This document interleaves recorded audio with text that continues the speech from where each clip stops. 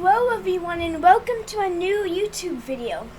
Today, I'm sorry for not posting in a while. I'm still trying to find a proper video editor. However, in the meantime, I just decided to make this nice little video. So, with that said, today we are going to be playing the Rake Remastered. Now, the Rake Remastered, so first we're going to talk about the gameplay and how it works first. So first of all, when it comes to playing the game, your goal is to survive the night, so basically until the sun rises. While it's nighttime, there is something called the Rake, which is a humanoid monster that is trying to get you, aka kill you, very brutally. Of course, your goal is to stay alive until the morning. Now, by surviving and getting like scrap metals, so first, scrap metals are like stuff that give you extra points, and surviving gives you 100 points. And you also get more extra points for walking around during the day, which is basically a risk system, because if you're walking around, chances are you're being risky because you're outside. Now, that said, basically, with these points you can buy items that can help you to survive the night more. Items that can help you can be like stuff like the shock thing, which can shock it, and like the big flashlight, which also stuns. These are very helpful from getting away from a Rake. Another useful thing is something like the energy drink. It's useful as you can run away from the Rake without getting captured easily, because you have a lot more extra stamina. Now, because this is so useful, with a lot of items are so useful, once you start getting points, you usually don't die often. Now, there are other items which I talk about. I'm going to first talk about the non-Game Pass items. First, when it comes to non-Game Pass items, there's stuff like the tracker, which tracks the Rake's location. And of course, there's other stuff that's like the radio.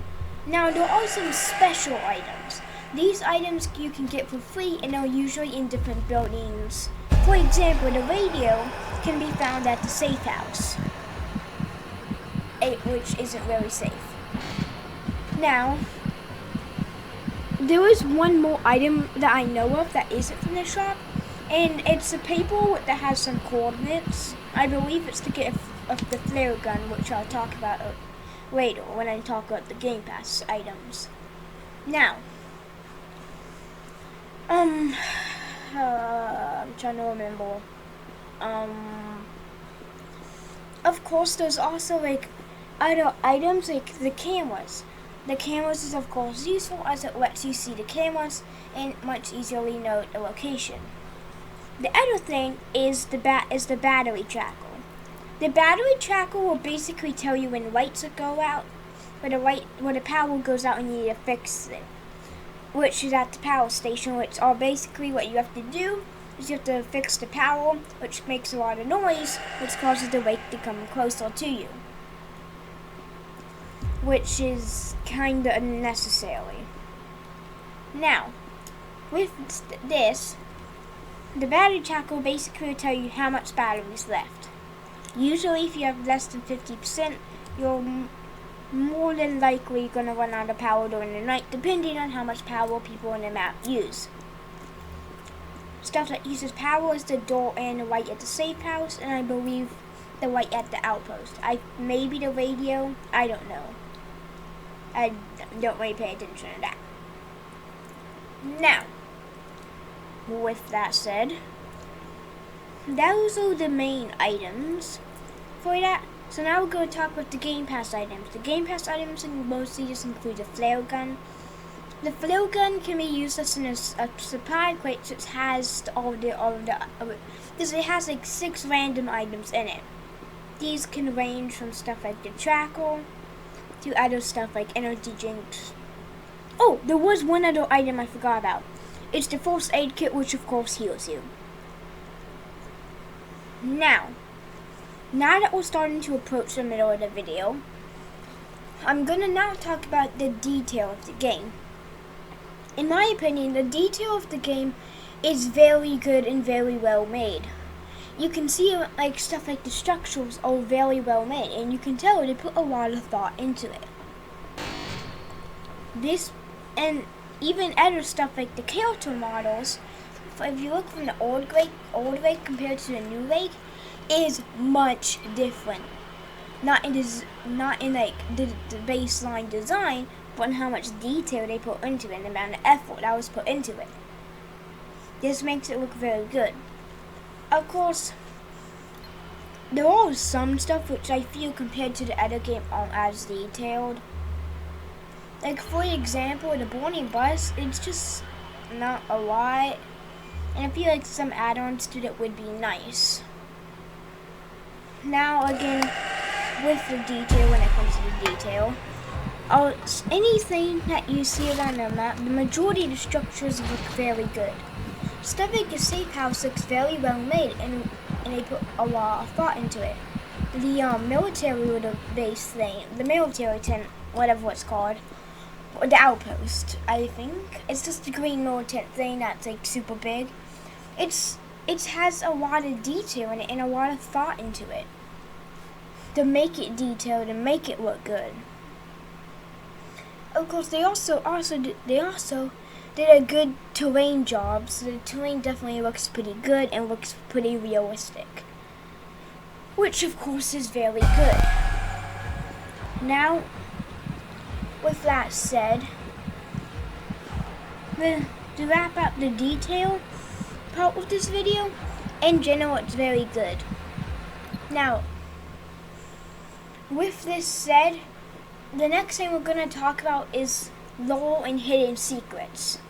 When it comes to the lore of the game and the hidden secrets of the game, it's basically the Rake.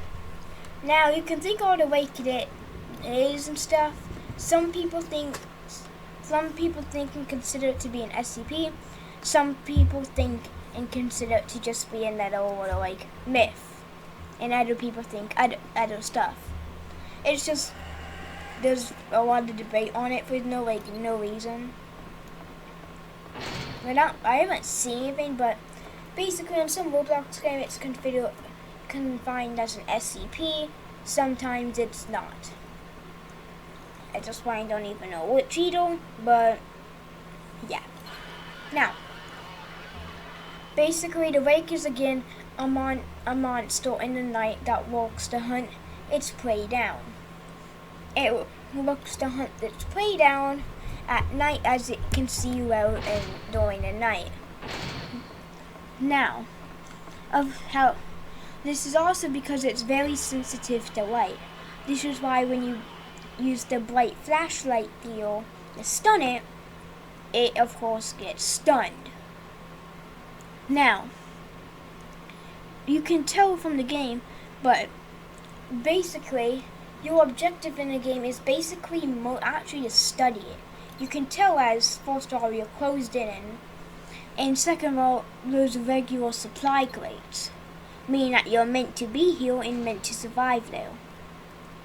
Now, of course there's also dead bodies from military personnel, which probably means that you're at a research facility and you're trying to research the SCP,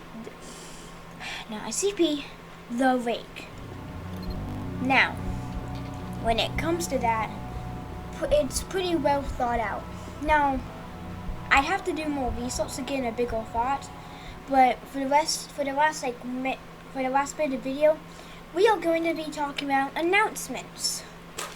Now, first of all, I'd like to say that I do have a video editor, and I probably will make the next video on it, I hope. Depends on how quickly I get used to it and stuff. I tried editing this video with it, however it just didn't work out. I just don't know much about it. Also, sorry for not uploading again. I just been forgetting about YouTube lately. And I just been on my own stuff, doing my own thing. Anyways, anyway, since we've just reached the 10-minute mark, I'd like to thank you for watching. Goodbye.